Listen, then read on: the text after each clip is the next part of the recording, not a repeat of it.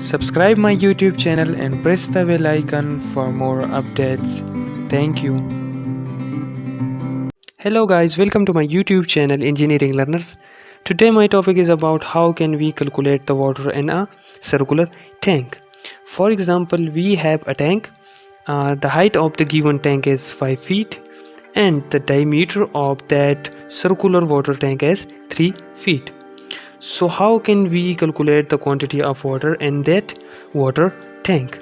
So first we need to know about the volume of that water tank.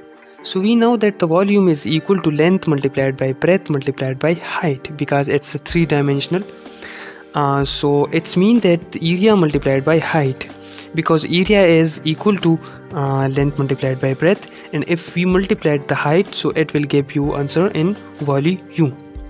So here we know that the area is equal to pi d square divided by 4 because the area is in a circle, because that tank is a circular tank. So area is equal to pi d square divided by 4. So if we calculate these all values, it will give you answer 7.065 square feet. So now we can easily determine the volume from this area. So volume is equal to area multiplied by height. So the area is 7.065 multiplied by height.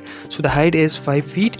So that will give you answer 35.3 cubic feet. Okay, so as we know that in 1 cubic feet there is 28.7 liters of water.